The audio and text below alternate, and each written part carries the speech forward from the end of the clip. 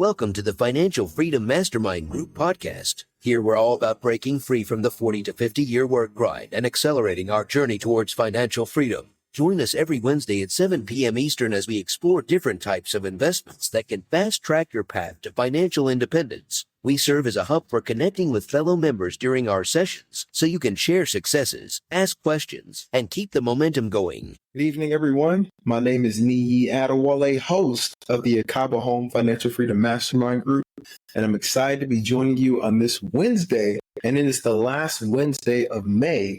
And on this call today, I'm actually going to be joined by my co-host, Liban, and we're going to be talking about making the transition from W-2 to 1099, some of the key tips and tricks and things to watch out for, because Liban and I have both made that transition to 1099 full-time as realtors. And so we're going to jump into that in a second. But Liban, how you doing, man? I'm doing well. How are you doing today? I am super good. I just got back in last night from Boston, my old stomping grounds. I was out there for a wedding over the weekend, and definitely got some lobster and hit up some of my old spots, right? So it was pretty good. What about you, man? Nice. No, just same. Just been working. Unfortunately, not like you at my desk. You know, we haven't gotten to have some cool scenery around us like we saw you had. Well, I guess what were some of the the differences you noticed kind of in Boston? I know doing travel, you kind of start to see what you miss about home. Kind of what was the first things that you noticed about Boston, having not lived there for so long, that had changed or that was different? Man, first thing I noticed is, hey, I am happy that I'm in Atlanta now, because the prices of everything out there is crazy, right? I was taking it in and kind of having conversations with different people. And when I lived there, you could get a one bedroom for maybe $3,000 or so. Now you're looking at closer to $4,000 for one bedroom. It's still crazy packed and crowded. And I keep trying to figure out, like, why is everybody coming to Boston? But it's all good, right? And so the thing that I missed up there was mostly the food. Like, that fresh food is amazing. But as far as everything else, I'm happy to be in Atlanta. I think this city has a lot to offer. Awesome. Yeah. Seems like you made the right choice then. It's only affirmed. Yeah. Yeah. One of the goals when I was up there was, hey, we got to kill it in this role, but I want to get back to the Southeast. I mean, I was born and raised in the Southeast, right, in Tennessee. Yeah. And so being able to move back to the South, that's more my flow. I just took a detour to Philly and then a couple other spots. No, 100%. That makes sense. Yeah. But we talked about it a little bit. One of the things that we wanted to discuss today was shifting from W-2 over to a 1099. And we have just a couple items here, and Liban and I are going to go back and forth, right, on different pieces that you really want to think about and start to plan ahead for. And the first one right off the bat is making sure that you manage your time effectively. And so, Liban, you know, when you're working in that W-2 world or working for someone else, right, you have a set time schedule, right? But when you move into this 1099 world, the schedule is it's up to you to decide what you're doing from time to time. And so how do you manage that, and how is it different? So I think the most important thing is allocating a consistent time, and I would say even planning out your time. So for instance, when I had another job, I knew what my hours were, what times I had to be at work. So I had already pre-allotted the time outside of work to do things. So for instance, whether it be in the beginning, just learning about stuff, allotting maybe an hour of time, whatever you feel like you need, but having it planned out what you're going to do. So for instance, if you work mornings and you're, free in the afternoon, what are you doing in the afternoon? I feel like you have to be very systematic about what you're doing, specifically planning out your time. When I was in it, I had it literally by the hour what I was doing. That way, I wasn't wasting any time, because unfortunately, you're competing with other people, especially when you're starting, and they have way more hours than you. So I always say, if you don't have as much time, you got to dedicate more focused time. So that's, I think, the most important aspect. And what you just said is key. Focused time. It's crazy. If you want to see somebody that's focused, give them a whole bunch of work the day before vacation. That's going to be a focused individual that's getting everything done quickly and efficiently. Yeah. And the hard part is consistently doing that. And so I even find myself starting to drift at times. And so one of the things I implemented many years ago that's worked is I learned it from one of the podcasts that Brandon Turner was on. But it's the MINS system, INS, right? Most important next step. And so what I do is whether I end the day with it or I start the day with it, I write out, okay, what are the 3 most important things that I need to accomplish today, right? To really move the whole agenda forward of life, right? And that was even when I was working at W2 as well as the realtor piece. I would just put like, okay, if I'm working with a client and, due diligence ends tonight, we need to finish negotiating due diligence. It absolutely has to be done. Not losing somebody's earnestly. I'm putting that down. Okay, I need to search for a property for this client. Okay, we're going to write that piece down. Something's going on with our short-term rental management. I need to correct this issue. I just think of the 3 most important things within the whole realm of moving things forward in that day. Write that down. And if I accomplish those 3, I know I've done something for the day to move the ball forward. And then the rest of the day can kind of take form. And then to your point, trying to schedule as much as you can, right? If it's not on my calendar, it's probably not going to get done. And so I try to schedule as much as I can. The most important 3, I try to get done before noon each day because that's when my calendar is blocked off. There's not really many meetings unless it's like our team meetings and things of that nature, and kind of go from there. Yeah. Additionally, one thing I would like to add too is when you are setting up that plan, you have to make sure it's sustainable because you do want to avoid that burnout. I feel like that is, well, especially in the beginning, I tried to do too much at once and it felt overwhelming. And so it's very nice to have an idea of how much work you want to get done, but at the end of the day, it has to be realistic and sustainable. That way, it's something that you continuously do. It's kind of like going to the gym. You don't want to kill yourself day one, and then all of a sudden you can't do anything the next day. You want to slowly build up that workload. Agreed. It's much better to go to a gym for 45 minutes, 5 days, than it is to go, for 1 4-hour session. And you're back on the couch not doing anything for the next 4 days. Yeah, 100%. 100%. So the next one that we have here is separating your personal and your business finances. Did you have a take, or did you want to take a take on this? Yeah, so I actually had, I think you know this in the beginning. I had a wholesaling background, so I actually already had a wholesaling LLC set up. So a lot of the cost associated, specifically with like realtor fees and all that stuff, I just kind of used that account to pay it off. And so it kind of created separation because come tax time, it kind of helps too, additionally. And you were very helpful in warning me beforehand. So we appreciate that. Hey, come on now. The tax bug, man, it's hit me a couple times to where I see coming around the corner now, right? And when you talk about like separating, personal and business, I really like to think about understanding what are your expenses, right? And so one of the things that I do from time to time is I'll actually sit down and write out, okay, what are the monthly fixed expenses of just living? All right, so this is my fixed amount for just living, X amount for fun, X amount for putting away for savings, things of that nature. And I determine it by percentages based on what we made last year or what I believe we're going to make this year.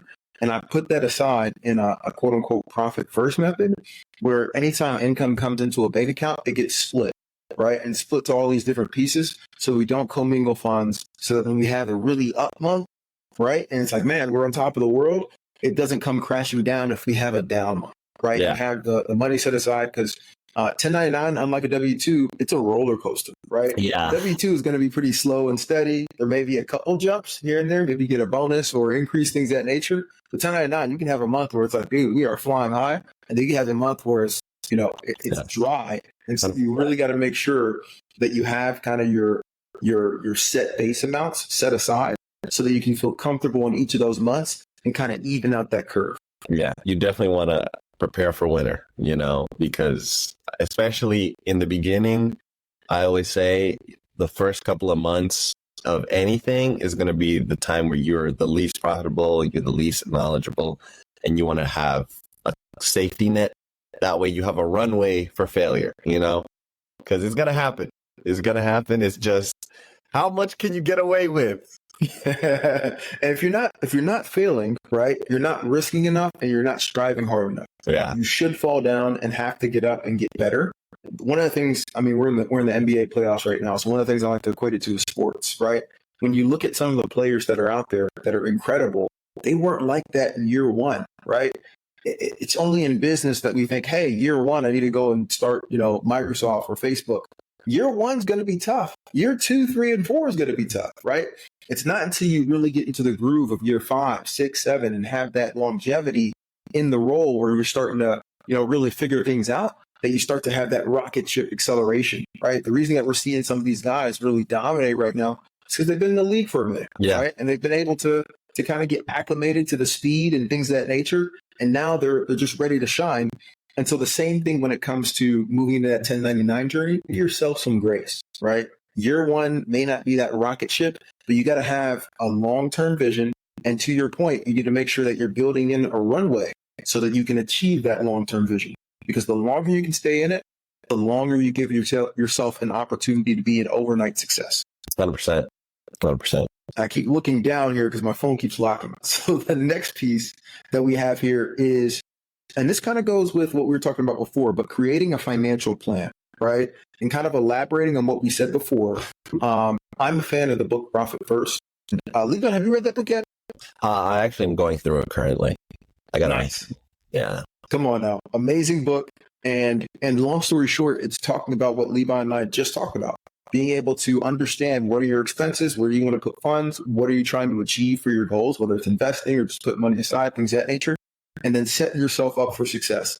One of the best things I did when I first got out of college and got into a W-2 was getting with people that were financially a lot smarter than me and understanding like, hey, you can set aside X amount for a 401k. You can do some of this extra stock, which is deferred. You can, put this amount toward your savings. And so what I did, because I was not the sharpest tool in the shed of trying to do all this stuff myself, is I actually had them direct deposit to 2 different accounts. One account was one that was in the cloud, or if I needed to get money from it, it would literally take 3 days to have it transferred to my account. So by that time, if you needed the money, you're probably going to figure out a way to get around that, or maybe you didn't need to buy that thing. So that saved a lot. And that actually became my seed money for putting as a down payment for the first property. And then the other piece was my operating account, right, which is where I spent my day-to-day and kind of did that thing. Taking it a step further, after reading Profit First a couple of years ago, now I actually have the bank account system where it's like, okay, this is my operating expense account. This one's for profit. This one's for taxes, right? Setting aside X amount for taxes. And if I don't spend all that for taxes, that goes to profit. And now you can go have fun with it and things of that nature. Levi, anything to add there? Yeah, no, 100%. I agree. I agree completely with the fact that, for instance, me, when I first did it, I essentially worked the hours I needed to just have my bills be paid. To your point, making sure your kind of burn rate every month, how much it costs to keep me alive. And I would even say if you're in the beginning, especially, you really want to lean out as much as you can, because the more time you're able to sacrifice towards, the secondary thing you're trying to build, the more kind of time you get to buy back. But a lot of times you're not seeing it in the moment. It's more like, hey, I'm kind of going through the grind right now, but I'm buying back my future time is kind of how you have to look at it. That is the key. Literally, you're spot on. And the cool thing about being in this world, in this realm, is that you can now control a lot of that time, right?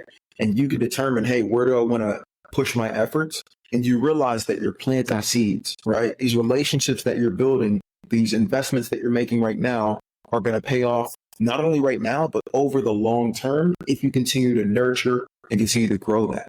And that brings us to our next point, which is networking and building relationships. You are excellent at this. There's some individuals where I see you connecting and I'm like, dude, how the heck do you know this guy?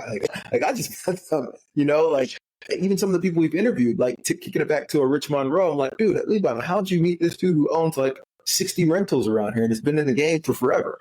Yeah. So could you talk to us about the importance of networking and building relationships? Yeah, I mean, 100%. I think, especially in the field that we're in, it is, I think, arguably the most important skill that you need to have, because at the end of the day, the more I'm in it, the more I'm learning real estate is a people business, and just knowing the right people can drastically speed run not only your knowledge, but also your ability to kind of, I always say the amount of tools you have in your tool belt, right?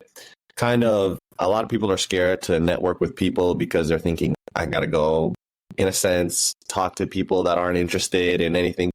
A lot of it is just quite literally, hey, it's like being a kid in the playground. Oh, we all did it. We just didn't think it was networking.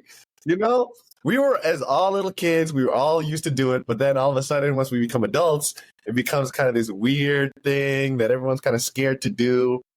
But in reality, I'm a fan of the uncomfortable is what's going to make you better. And I think in a lot of that sense, the network you have, we hear all the time, your network is your net worth.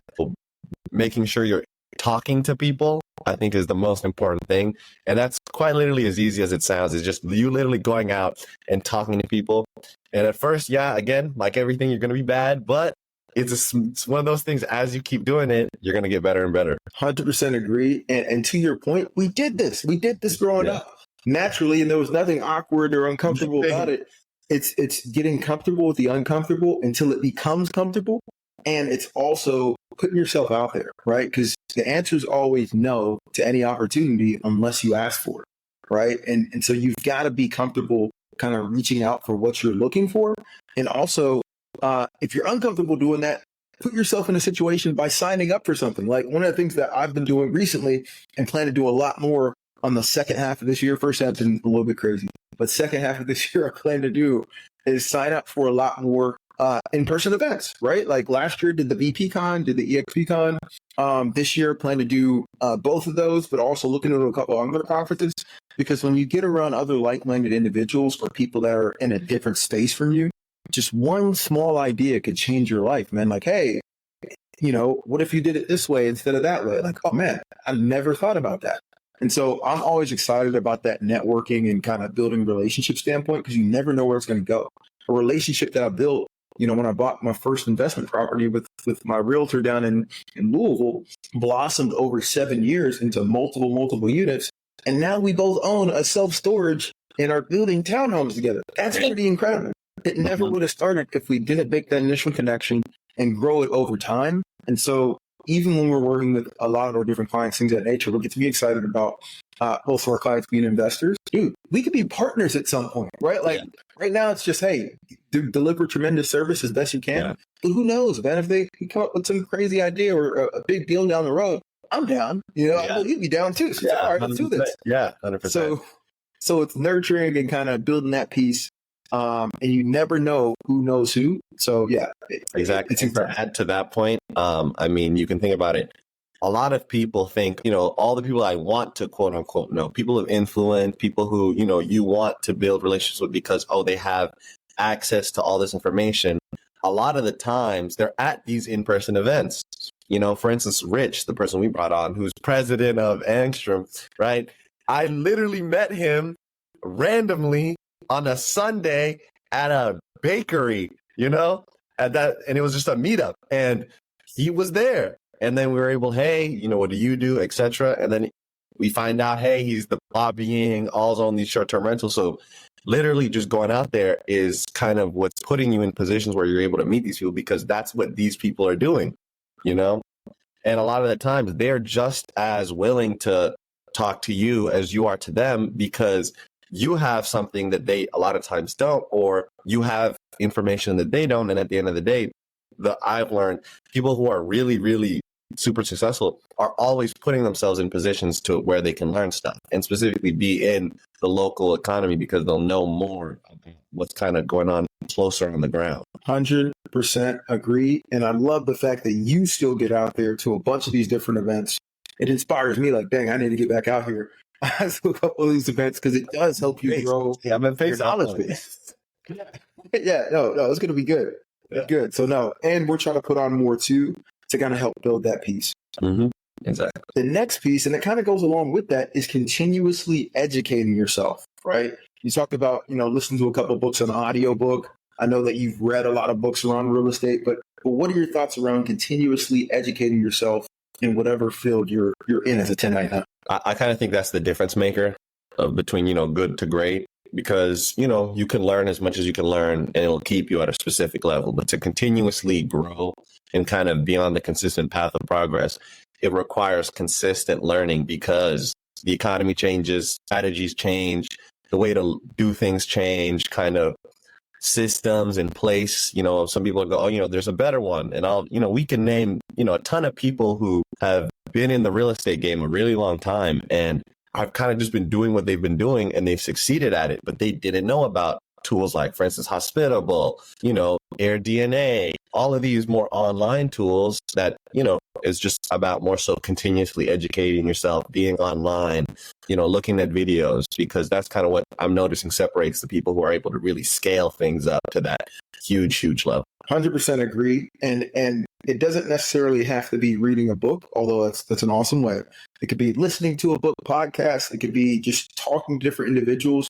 But I truly believe you can learn from everybody, whether that's learning what to do or what not to do. I truly believe you can learn something from everybody that you interact with, and even just from observing people. And so I'm always a fan of, if I see that somebody's excellent at something, I don't really care what it is. It could be, I don't know, Batman, right? Yeah. If I see somebody's excellent at something, I just want to see their mindset, how they work, and how they go about the day to day. Like, I'll sit there and watch, like, man, this is pretty incredible.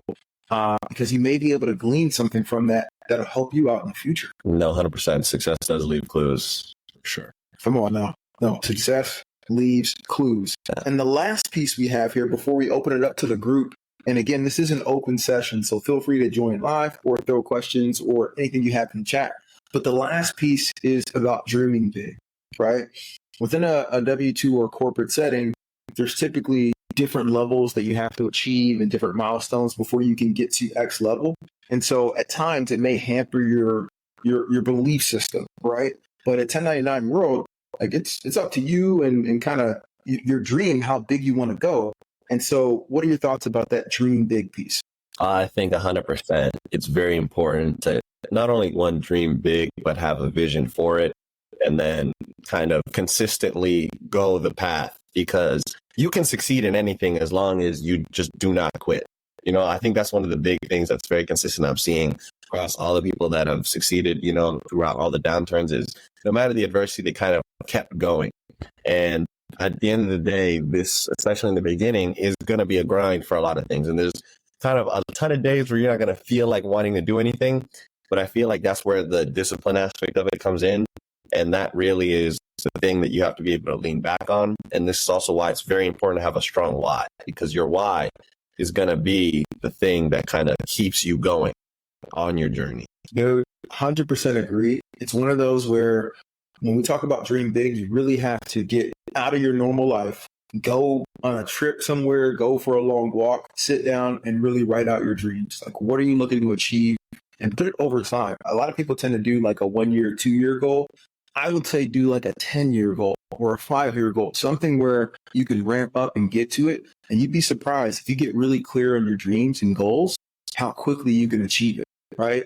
Like, for example, we've talked about it briefly, but we're going to roll this out with our whole team. But one of our goals from a real estate team, but we're going to roll this out with our whole team. But one of our goals from a real estate team, is to be able to transact. Is that big? Yeah, AJ. Okay. I think it's, yeah, there we go. Okay, we're good. Okay. So one of the goals of the Akaba Home Team is to be able to transact $1 billion worth of real estate by the end of 2032, right? Now, when I look at the board, we're not close to that, right? We're accelerating and we're building, but we're working toward it. And so some of the decisions now, when you put that on the board and say, hey, this is where we're looking to get to, and Levi, I'm going to put this on everybody. I'm looking for you to kick in at least 100 mil. Minimum. Yeah, I'm trying. That's how I figured. But long story short, when you look at that goal, it helps you make decisions. Like, hey, we got an opportunity to expand to Florida. Are we going to do that? Yes, we are. We actually just got our first team member that's based in Florida, right? That I've been talking to for a while. He's familiar with our systems. We're going to teach him, train him up, things of that nature. But it's like, okay, can we expand to other pieces to achieve that long-term vision? And it's all about dreaming big. And then also, when you're doing that, I would also recommend starting to like map out a structure. What would you need, or what pieces would you need around you to make it to that level? Because you can go fast alone, right? As the old African proverb said, but to go far, you're going to need help. And it's better, honestly, to have help when you're going far, because you guys can celebrate the wins together and you can pick each other up when there's losses, and kind of keep going forward. And so, yeah, dreaming big is huge. And Justin, AJ, how you guys doing? I'm doing good, man. I can't complain. Just living the dream. Come on now. I see you repping Clark Atlanta tough, man. He got the full fit, man. He ready. We can go play football right now, man. He's ready. Gotta rep the team once in a while. Absolutely. Gotta do it. AJ, what about you, man? How you doing? Good, man. Yeah, Justin, let's strap on the cleats. Let's do it like the old times. Hey, man, let's do it. Justin, you don't want to go, man. I don't know. You see how I want to be sure before I speak further. Is there echo that you had, or is that taken care of now? It's coming from. We can hear ourselves. I don't know why. Is it me? Okay. I'm gonna try to hang up and rejoin. I think it's the speaker. I think it's a speaker. Yeah, I thought it was me for a second, but no. Justin, what's new in your world, man? How are the B&Bs coming? You still accelerating through the summer? Speaking of the B&Bs, man, I got over at one of my properties, AC went out. I went over there. It froze up. I defrosted it, did the whole 9. But the reason why it froze up because the guests turned it down super low. But they turned it down super low because it wasn't cooling probably. Had HVAC guy go out there today, check it out. It's low on Freon, so we got a leak somewhere. So now we got to track down that leak. He's a little tied up this weekend, so we just went ahead and topped it off so we can keep the doors open for the guests coming in. But we're going to try to go back Tuesday and track down that leak, see if we can figure it out. It's funny how that it always happens during the turn of the season. Legit, the reason that we have maintenance managers with the Acaba Home short-term rental team is because 2 years ago, I was the maintenance manager, quote unquote, and I was in Chicago and I was still working at W2 and doing the roadshow stuff. So I was in Chicago at a corporate meeting. My phone's blowing up. There's 3 separate guests, different properties. HVAC goes out, and it's like 80 degrees that day. And I'm just like, I'm calling all the people I know, like, hey, can you get out here? They're like, nah, man, we're tied up. And that's when I knew, listen, we got to get some help here because it can't be on me, because if it is, nobody's going to get an AC. But yeah, man. So what we started doing now, though, is in April, we actually have our HVAC specialists go out and service all the units. And then they let us know if there's something wrong, right? So I got it serviced last month. But, I mean, really? It's one of those things. I guess he said when he checked the last month, it was all good. Quay, same guy, went back out there today. He said when he checked the last month, it was all good. Came back today. He said I was about a pound low on Freon. So he said it's leaking somewhere. So he'll try to track it down, but who knows? Dang. Okay. Well, the Freon he put in will get you through the weekend? Yeah, that's what he said. So we'll see. Okay. We're being hopeful. Come on now. Fingers crossed. Cam, how you doing, man? Dude, can you hear me? We can hear you now.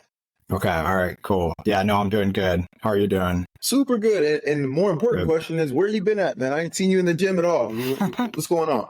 I know I was afraid to join because, I knew you'd ask about that. But Cam is an early morning warrior like myself, so we usually in there at 6 a.m. getting the workout in. I ain't seen him in a couple weeks. Yeah, I've got fitness equipment at home, so I've been keeping on top of it, but my job has just been very busy lately. I'm not even using that as an excuse. So. But yeah. No, that's fair. Yeah. We got to keep you honest on it. Got to keep you honest. But how is the house happening, man? It's been pretty good. I mean, it's been really good. So everything's been going pretty well. We did actually just last night, we actually had to have the police come out and remove the tenants in our property because they were smoking inside and just doing all this stuff. And I talked to them multiple times, trying to get them to stop, and they wouldn't. So I eventually canceled the reservation on Verbo. And then I told them hey, you guys got to leave, and they weren't leaving. So had to call the police. But other than that, it's been really good. So yeah. Listen, we've called the police probably 4 times over the last 18 months. So it happens to the best of us. And if the guest is not leaving, it's a good solution, right? When they pull up, typically people are like, "Hey, we'll roll." Yeah, for sure. So I don't know. I was gonna ask to on Verbo, we have a damage deposit that we take from people before when they make the reservation, but I don't know if there's a way to charge them for smoking inside. I don't know if anybody's encountered that or what they've done, but I'm not sure. Just take that damage deposit, right? Isn't that in your house rules? No smoking, so I just take the damage deposit. Okay. Because that's damage our house smoke. Yeah. Okay. I would equate that as the damage deposits out if it was me. Okay.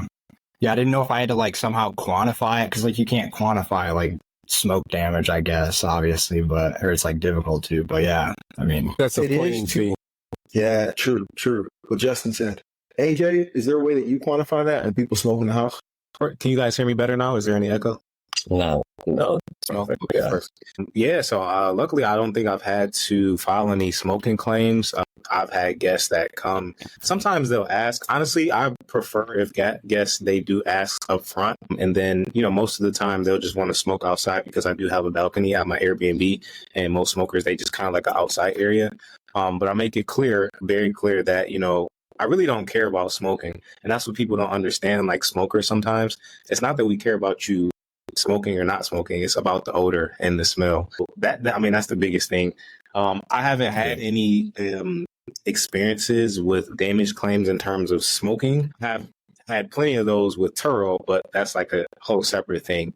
But Airbnb, I've been lucky enough to, not to run into that issue. But I would imagine, you should have something in your house rules, like Justin said. I've never had a verbal booking. I'd imagine if it was a Airbnb booking of mine, I would definitely just charge them, hey, a smoking fee. Make sure it's a reasonable amount. I think personally, I would come up with something that is just reasonable for yourself. I've seen some extremely excessive ones online, like sometimes up to like $500. But honestly, that's up to the discretion of the host. Honestly, it's your property, so you set the rules. Yeah, I mean that's what we have in our like listing and house rules and stuff. Is it's actually $500 just because we wanted to like have something kind of extreme so people didn't do it. But I mean, it still happens. So maybe I'll charge them part of that. I guess I don't know. Our damage deposit is like 300, so I can't really charge them 500 anyways. But yeah. I mean, I can't blame you for that. Like I said, it's at each host's discretion. But it's kind of up to you on that one. If you want to hit them with 500, go right ahead. But honestly, I mean, it's up to them. You set the rules, and they were the ones that went ahead and went against those rules. So yeah. Yeah, and Cam, something you can do go ahead, Nee. Please. And if there is an odor, a thing you can do, you can go to the auto parts store. You can get a thing called Ozium. You can spray it in your vents, or you can go to like a smoke shop and you can get some blunt spray, and it'll clean it. It'll clear it all up like pretty much instantly. Ozium works really good once you spray it in the vents, and then the blunt spray just kind of makes it freshen up the air. Okay, that's good advice. Ozium. Okay. This is a PG channel, so we're not going to ask how you know that. I'm going to go ahead and share my screen here.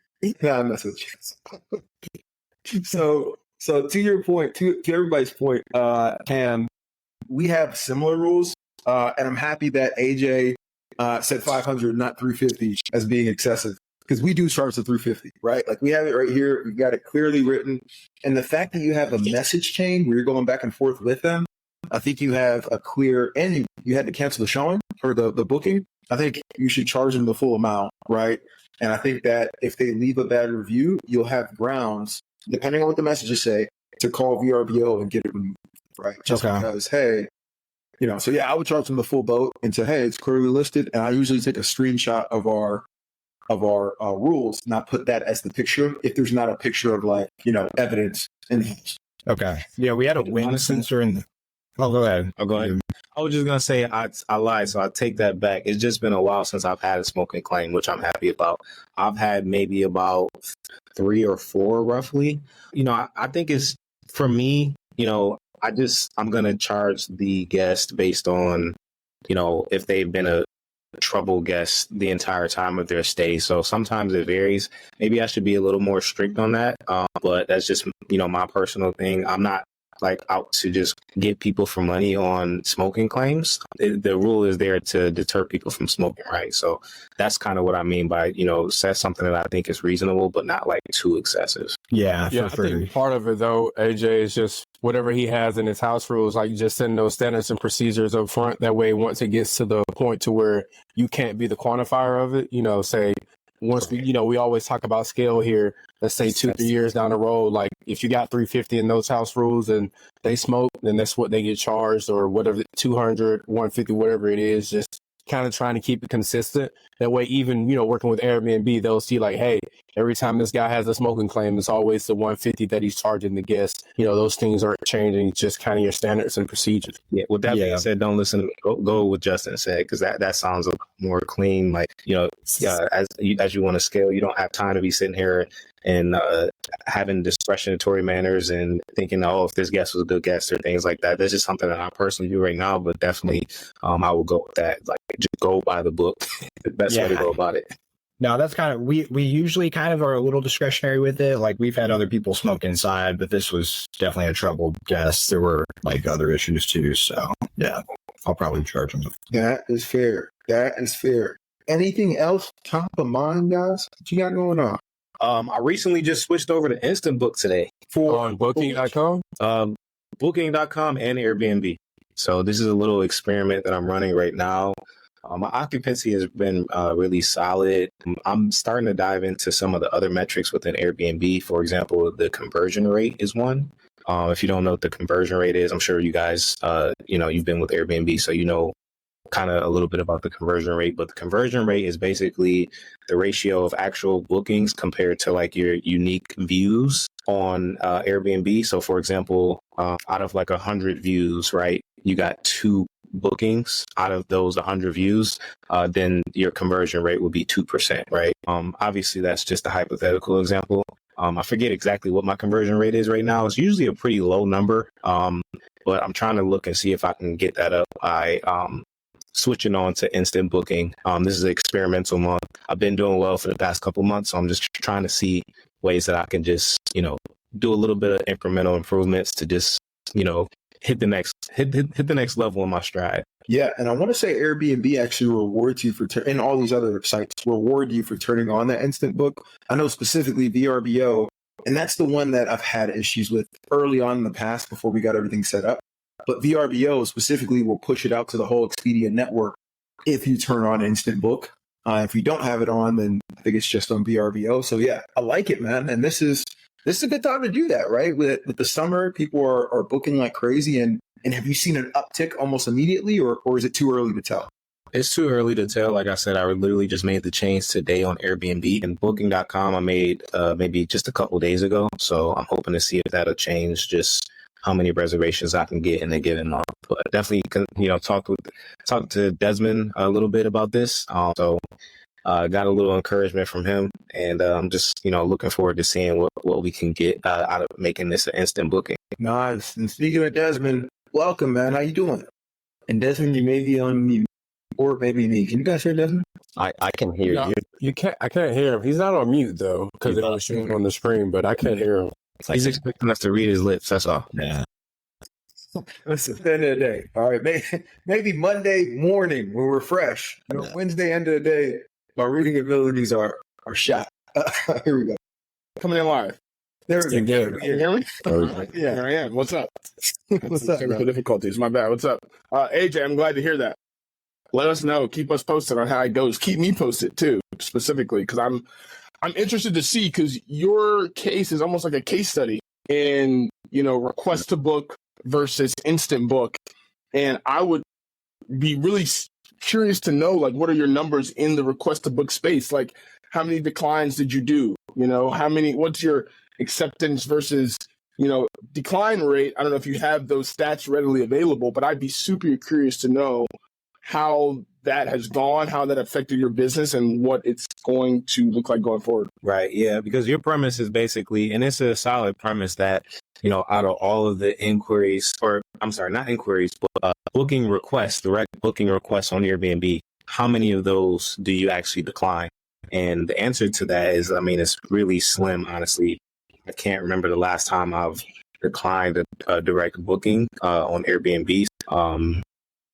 Yeah, I think that's a solid thought process, and I definitely keep you guys updated on how that goes. Yeah, and I think Airbnb has some good tools built in to where, like, they have to have a good track record and those things of that nature. Kind of makes it a little bit easier for those people who can instant book. So that's why I never really worried about it on Airbnb's front. I think if they don't have that track record, that's where I get the request. But normally I'm approving those too, because I'm just trying to get the dollars to roll in, man. Yeah.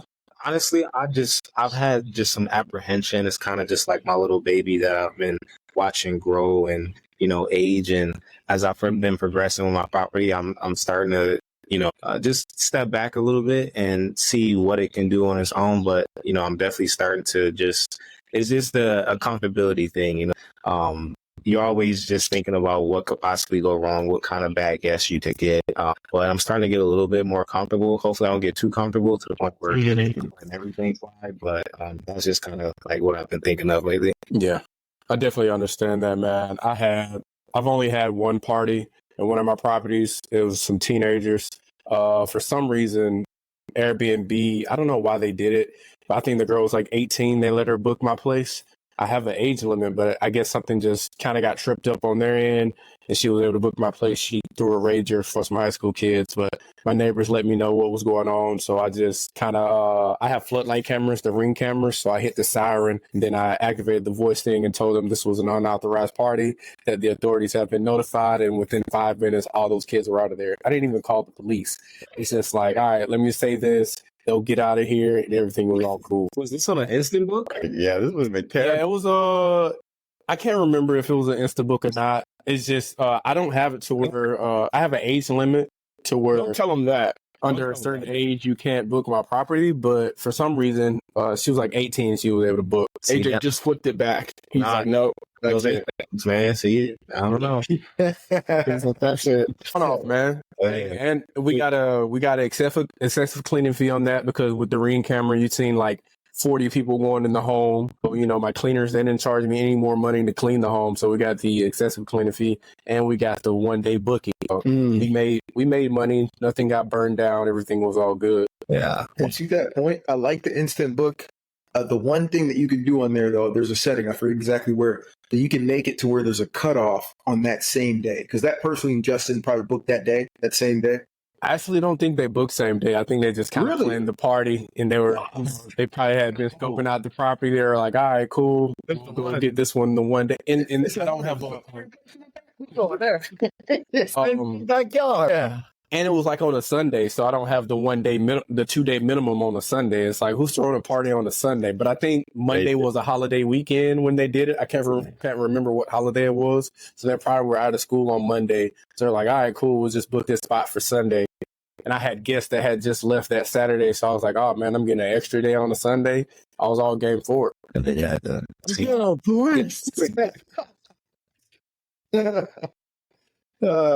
No. Hey, we all have a lot of interesting stories when it comes to this Airbnb game. But the main thing, and that's why I love kind of coming back in these conversations, is that we own the property. That's the key. Hanging on to the property over time, especially with all that's happening in the Metro of Atlanta and all the improvements that are being made to these different neighborhoods. However, we got to hang on to it. Right now, it's the Airbnb and midterm rental game. Eventually, the long-term rentals will come back once these rents continue to appreciate.